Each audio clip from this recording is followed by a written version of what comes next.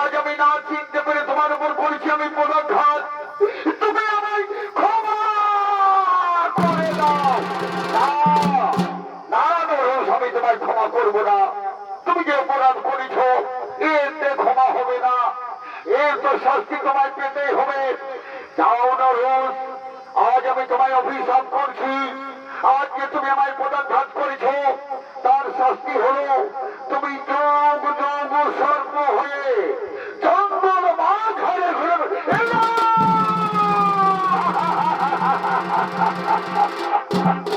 মণিবর।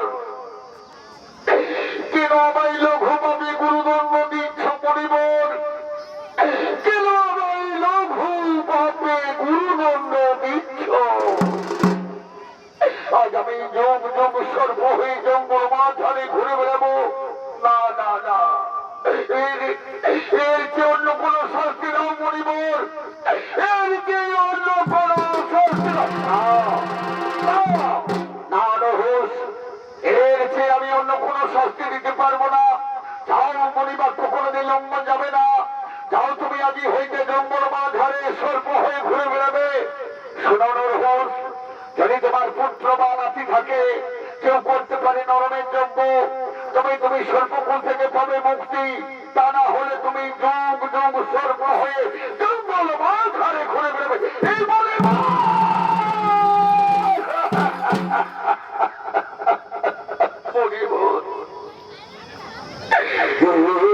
কি অভিশাপ করলেন মণিবর?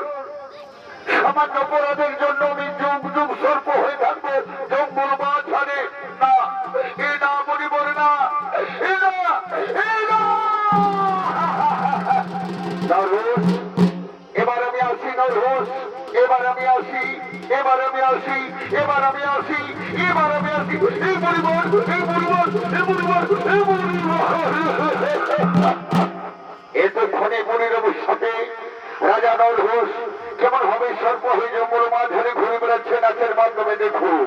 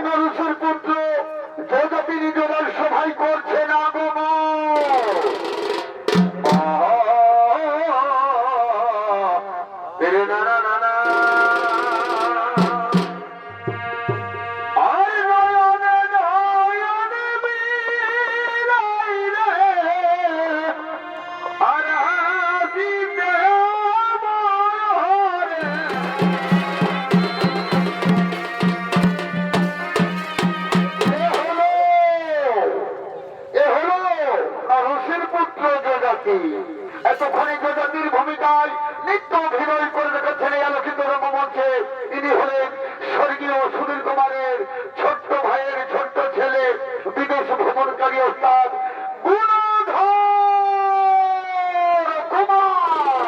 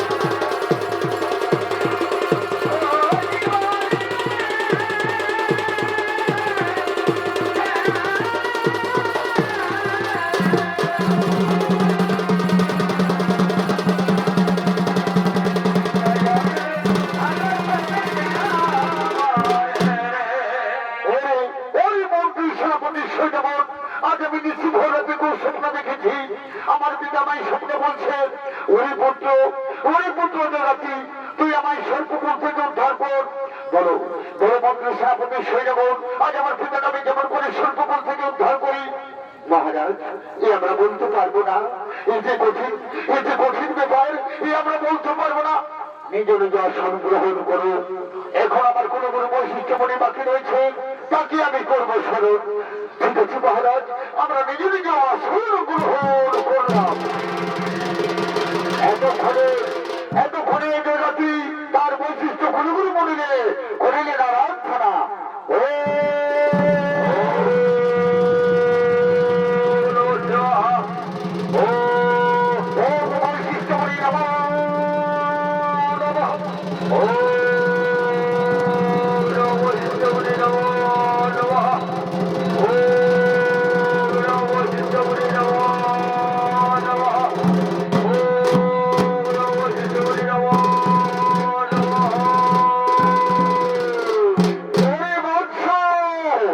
বৈশিষ্ট্য মনি সন্তুষ্ট পরমর্শ কিংবা প্রয়োজনে করিয়াছ মানে স্মরণ।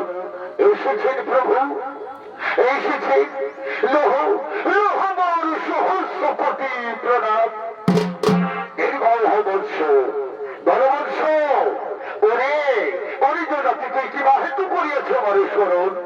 শুনেন প্রভু, আজ আমি নিশি ভোররাত্রিকুর স্বপ্ন দেখেছি। আমার পিতা আমায় স্বপ্নে বলছে, ওরে পুত্র তুই আমায় সর্পকুল থেকে উদ্ধার কর। বলুন প্রভু, আমার পিতাকে আমি যেমন ভাবে সর্পকুল থেকে উদ্ধার করি। এই যে কঠিন পরীক্ষা বলছ, তুই কি করতে পারবি? নরমের যোগ্য না করলে তোর পিতাকে তুই সর্পকুল থেকে উদ্ধার করতে পারবি না। প্রভু, এই নরমের যোগ্যে কি কি আয়োজন লাগবে আপনি বলতে পারবেন? হ্যাঁ, আমি নিশ্চয়ই বলতে পারবো। প্রথমে লাগবে তোকে এক ব্রাহ্মণ সন্তান। ওই ব্রাহ্মণ সন্তানকে যজ্ঞের আগুনে করতে হবে দহন। তার গায়ের ভাই যেন গৌরবরণ, সে যেন হয় কৃষ্ণ ভক্ত, তার বয়স হয় যেন 8 বছর। সেই ব্রাহ্মণ সন্তানকে যজ্ঞের আগুনে দহন করলে তোর পিতাকে তুই সর্পকুল থেকে উদ্ধার করতে পারবি। আমি কোথায় পাবো প্রভু? ব্রাহ্মণ সন্তান? কে দেবে আমায় ব্রাহ্মণ সন্তান? তার গায়ের বই যেন গৌরবরণ, সে যেন হয় কৃষ্ণ ভক্ত, সে যেন হয় 8 বছরের শিশু। ওরে জগতি, তোর মন্ত্রী সেনাপতির হাতে তুই সহস্র কোটি স্বর্ণ মুদ্রা দিয়ে পাঠিয়ে দে।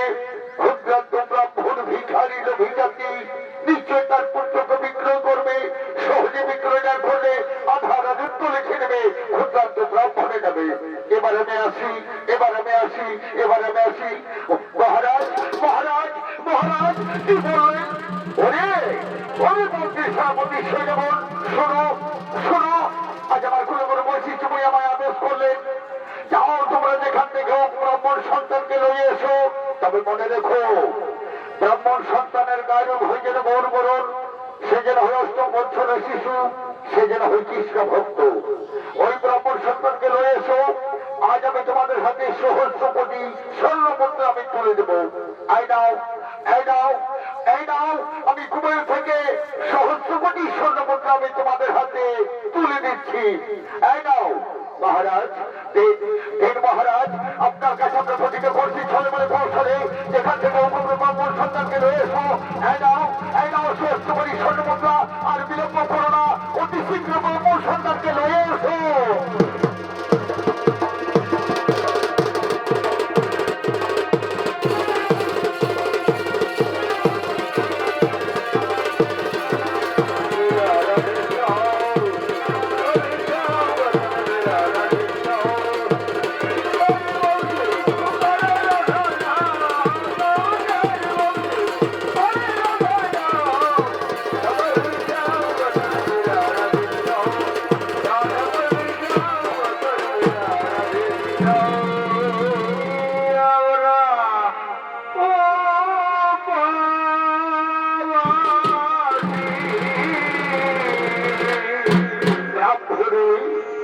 ব্রাহ্মণী, তুমিও ভিক্ষা করো। ব্রাহ্মণী, ওই পুত্র কুশল, তুমিও ভিক্ষা কর বাবা।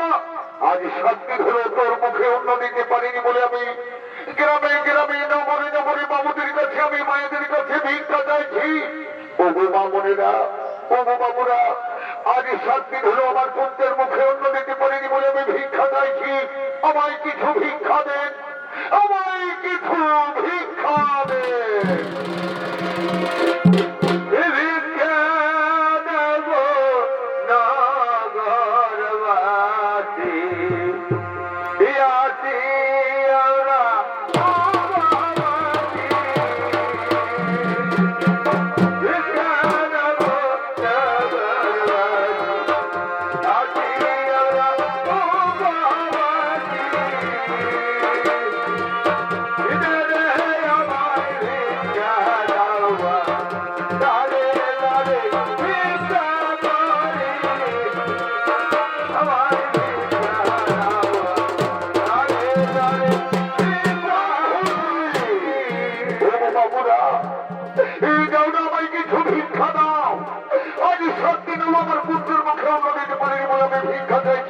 আমরা ভিক্ষা দাও।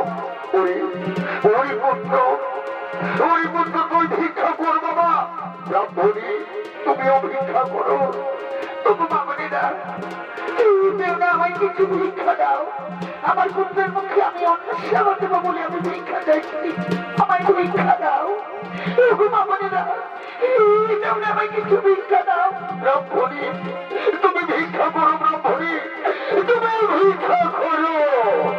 একটি পয়সা দাও গো বাবু, একটি পয়সা দাও, একটি পয়সা দাও গো বাবু, একটি পয়সা দাও।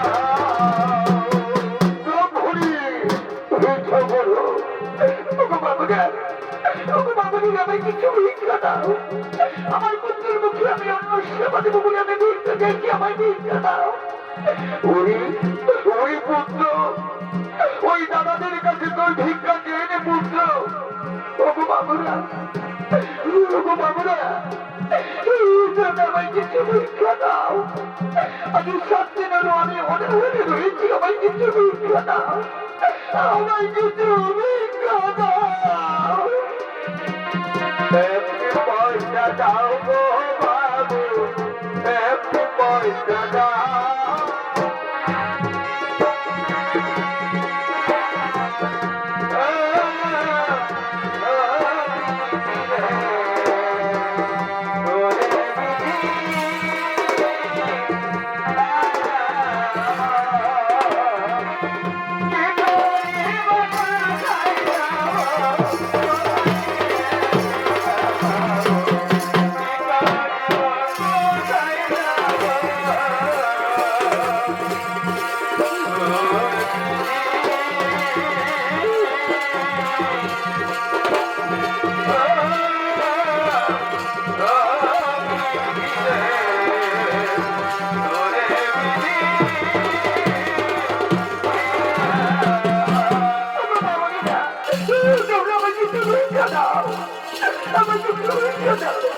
আমার পুত্রের মুখে আমি অন্য দেবো বলে আমি ভিক্ষা চাইছি। আমায় ভিক্ষা দাও।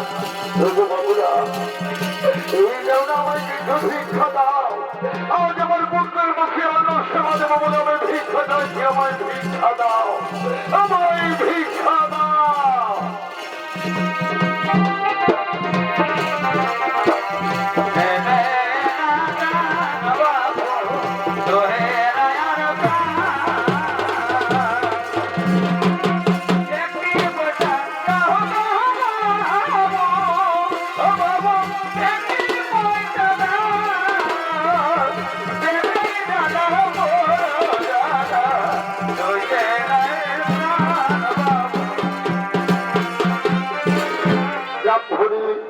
তুমি যা ভিক্ষা পেয়েছ ওই মুঠিখানার দোকান থেকে কিছু খাবার কিনে আমার পুত্রের মুখে তুমি অন্য সেবা দাও।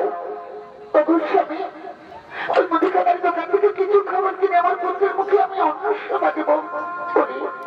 পুত্র চল বাবা, ওই মুঠিখানার দোকান থেকে কিছু খাবার কিনে আমি তোকে মুখে অন্য সেবা দেব। চল চল বাবা, চল চল। মা মা গো, আমার বড় খিদে পেয়েছে মা, তুমি আমায় অতি শীঘ্র খাবার দাও। চল বাবা, ওই মুঠিখানার দোকান থেকে কিছু খাবার কিনে আমি তোকে অন্য সেবা দেব। চল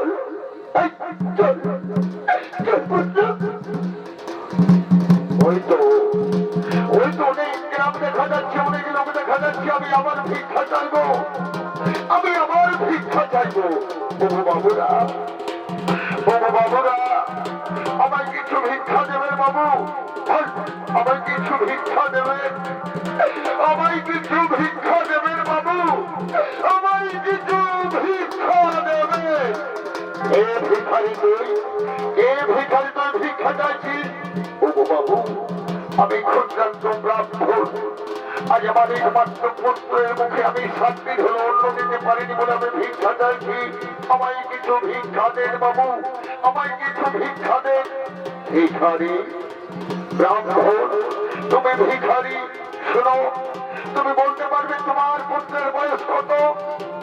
বহু বাবু, আমার পুত্রের বয়স হলো 8ম বছর। 8ম বছর। ব্রাহ্মণ, তুমি বলতে পারবে তোমার পুত্রের গায়ের রং? বহু বাবু, আমার পুত্রের গায়ের রং হলো গৌর বরণ। গৌর বরণ।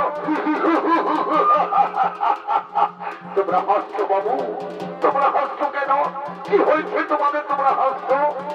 ব্রাহ্মণ, তুমি বলতে পারবে তোমার পুত্র এই শশাগর পৃথিবীতে কাকে ভালোবাসে? বহু বাবু, আজ 7 দিন হলো না খেয়ে আছে। সে যে কৃষ্ণ ভক্ত, কৃষ্ণ ঠাকুরকে নিয়ে খেলা করে, সে যে কৃষ্ণ ভক্ত, সে যে কৃষ্ণ ভক্ত। ব্রাহ্মণ, আর কোনদিন তোমায় ভিক্ষা করতে হবে না। আজ আমাদের কাছে সহস্র কোটি স্বর্ণ মুদ্রা রয়েছে। ওই দেখো, সহস্র কোটি স্বর্ণ মুদ্রার বিনিময়ে তোমার পুত্রকে আমাদের হাতে বিক্রয় করে দাও। বাবু, সহস্র কোটি স্বর্ণ মুদ্রার বিনিময়ে আমার পুত্রকে আমি বিক্রয় করবো? আমায় একটু ভাবতে দাও, আমায় একটু ভাবতে দাও বাবু, আমায় একটু ভাবতে দাও। হ্যাঁ, হে বাবু, আমি কথা দিলাম, আমি কথা দিলাম, ওই সহস্র কোটি স্বর্ণ মুদ্রার বিনিময়ে আমার পুত্রকে আমি তোমাদের হাতে আমি বিক্রয় করলাম। দিন বাবুকে আর কোনদিন আমায় ভিক্ষা করতে হবে না। আমি যুগ যুগ বসে খাবো, তবু আমার ধন শেষ হবে না। দিন আমার হাতে সহস্র কোটি স্বর্ণ মুদ্রা দেন। এই নাও ব্রাহ্মণ, এই নাও, এই নাও সহস্র কোটি স্বর্ণ মুদ্রা। তবে আর বিলম্ব করো না। ঠিক আছে বাবু, আমি কথা দিলাম, আমার পুত্রকে তোমাদের হাতে আমি নিশ্চয় তুলে দেব। চলো এবার আমার কুটিরে চলো, আমার স্ত্রী পুত্র রয়েছে, আমার কুটিরে চলো।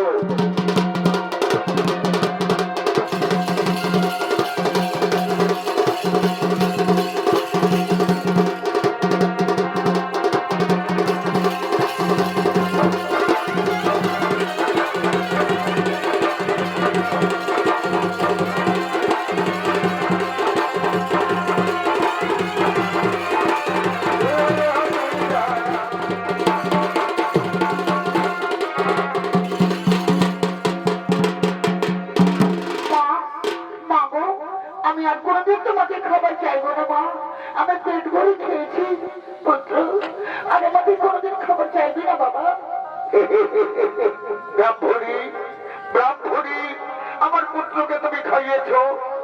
স্বামী, ওই মুদিখানার দোকান থেকে খাবার কিনে আমার পুত্রের মুখে আমি অন্ন সেবা দিয়েছি। ব্রাহ্মণী, আর আমাদের কোনোদিন ভিক্ষা করতে হবে না, আর আমাদের কোনোদিন ভিক্ষা করতে হবে না। আমি যে জিনিস এনেছি আমরা যুগ যুগ বসে খেলাও, এ ধন আমাদের শেষ হবে না। বলো, বলো স্বামী, তুমি কি পেয়েছো? কোথায় কি পেলে তুমি আমাদের কোনোদিন ভিক্ষা করতে হবে না? না না ব্রাহ্মণী, এই কথা তুমি শোনো না, এই কথা তুমি শোনো না। বলো না, তুমি বলো না স্বামী, তুমি কি পেয়েছো? না, এই কথা আমি তোমায় বলতে পারবো না, এই কথা তোমায় আমি বলতে পারবো না। বলো স্বামী, তুমি বলো, তুমি কি এমন জিনিস এনেছো? কে দিয়েছি তোমায়? কোথায় পেলি তুমি? ব্রাহ্মণী, তুমি শুনবে, তুমি শুনবে ব্রাহ্মণী, তবে শুনো। আজ আমার একমাত্র পুত্র, আজ আমার একমাত্র পুত্র কুশধ্বজকে আমি এই সহস্র কোটি স্বর্ণ মুদ্রার বিনিময়ে আমি বিক্রয় করি।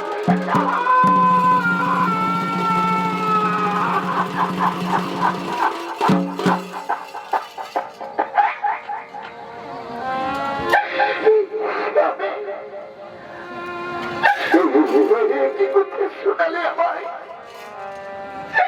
আজ আমার একমাত্র পুত্র কুশধ্বজকে তুমি আমার গল্পকে কেড়ে নিলে স্বামী। না না স্বামী না, আমি না খেয়ে থাকবো, আমার পুত্র না খেয়ে থাকবে, তবু আমার পুত্রকে আমি কোল থেকে কিনে নিতে দেব না। ব্রাহ্মণী ব্রাহ্মণী, তুমি এ কথা বলে আমায় দুঃখ দিও না। এই যে আমার কপালে লেখা রয়েছিল, যা আমার কপালে লেখা রয়েছিল তাই ঘটেছে। ব্রাহ্মণী, তুমি আমার তোমার পুত্রকে হাসি রূপে বিদায় দাও। আমি সহস্র কোটি স্বর্ণমুদ্রার বিনিময়ে আমি বিক্রয় করেছি। আমি আমার পুত্র না খেয়ে থাকবে, আমি না খেয়ে থাকবো, তবু আমার পুত্রকে আমার কোল থেকে আমি কিনে নিতে দেব না। আমার পুত্রকে আমি কোল থেকে কিনে নিতে দেব না। ব্রাহ্মণ, হ্যালো, আর বিলম্ব করো না, তোমার পুত্রকে এবার আমার হাতে করে দাও। ঠিক আছে বাবু, আমি কথা দিয়েছি যখন, আমার স্ত্রীর কাছ থেকে বিদায় নিতে দাও। ব্রাহ্মণী, তুমি তোমার পুত্রকে হাসি রূপে বিদায় দাও। মা, মা গো, যখন আমার বাবা বিক্রয় করেছে মা, তখন তুমি আমায় হাসি রূপে বিদায় দাও। তুমি আমায় হাসি রূপে বিদায় দাও, আমায় হাসি রূপে বিদায় দাও মা, আমায় হাসি রূপে বিদায় দাও। আমি তোকে কেমন করে বিদায় দেব বাবা, আমি তোকে কেমন করে বিদায় দেব? এ বিদায় দাও, বিদায় দাও মাতা গো, ও মাতা বিদায় দাও, মারে গো মাতা, মাতা গো। বলে আমার দুঃখ দিচ্ছে বাবা, কেমন করে তোকে বিদায় দেব বাবা? বিদায় দাও, বিদায়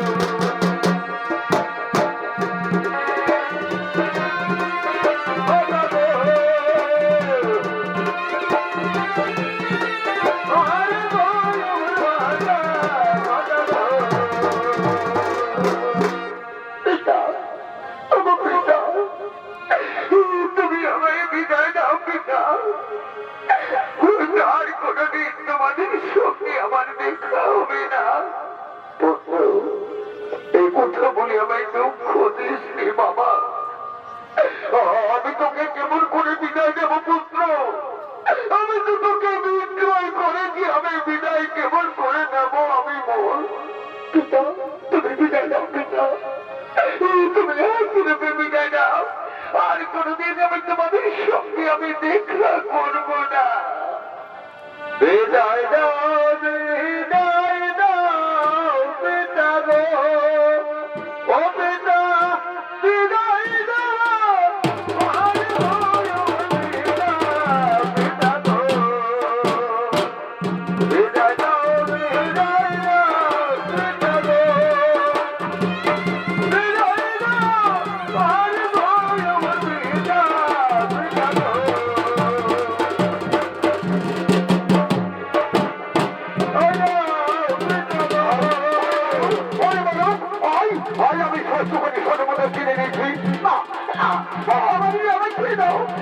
আমার বাড়িতে চলে যাবো না, না তোকে শস্য পরিষদের মধ্যে দিয়ে আমরা কিনে নিয়েছি। এবার আমাদের মহারাষ্ট্র কর্মী লোকের ওজন পুত্র পরিপুত্র, আমার বুকে আয়, বাবা আমার বুকে আয়, মা মা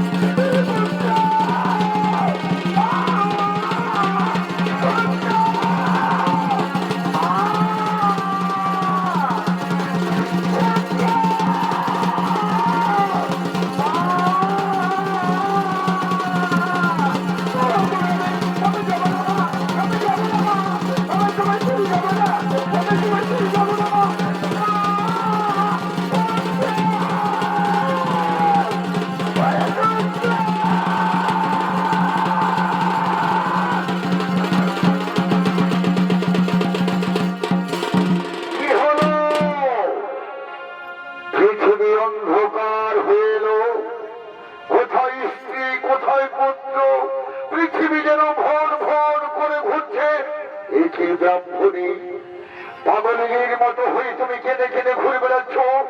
কি হয়েছে তোমার? কথা বলছো না কেন? পুত্র সুখে তুমি পাগল হয়েছ? তোমার কোলের পুত্রকে আমি বিক্রয় করেছি বলে তুমি পাগলেরই হয়েছ? ওই দেখো তোমার পুত্র মা মা করে ছুটে আসছে। কই কোথায় আমার পুত্র? আয় আয় বাবা, আমার বুকে আয়। আয় আমি তোর মা, আয় না আমার বুকে আয়। ব্রাহ্মণী, দুঃখ করো না তুমি। সত্যি যদি তোমার পুত্র কৃষ্ণ ভক্ত হয় তাহলে তোমার বুকে আবার ফিরে আসবে। চলো এবার আমরা নিজের আলোয় করিব গমন। এবার আমরা নিজের আলোয় করিব গমন। এবার আমরা নিজের আলোয় করিব গমন।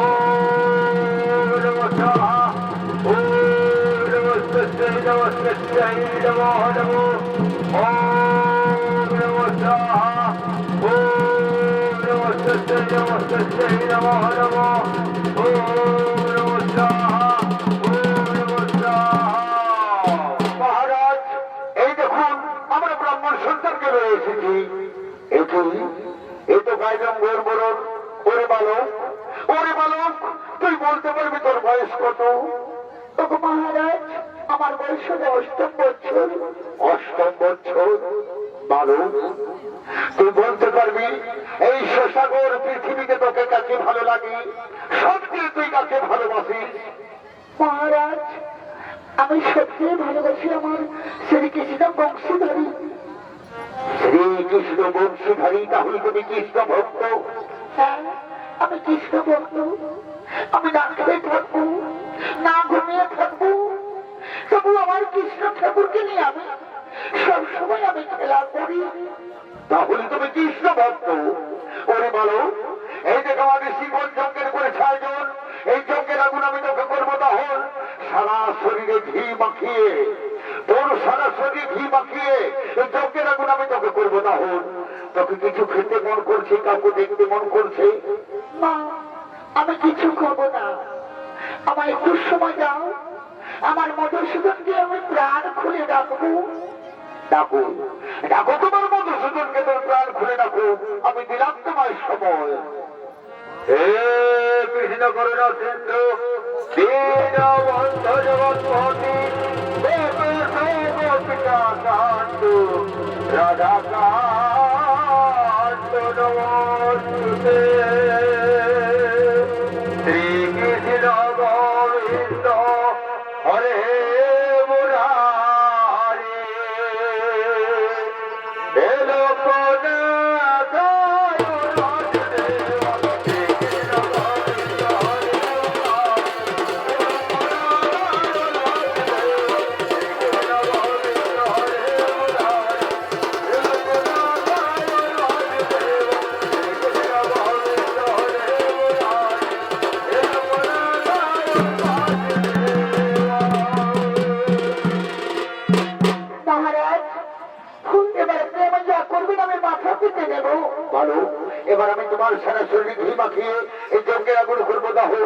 ঋষিগণ আর বিলোপনা করে তোমরা যজ্ঞ করো আরম্ভ। তাই এতক্ষণে মনীষীরা যজ্ঞ করলেন আরম্ভ।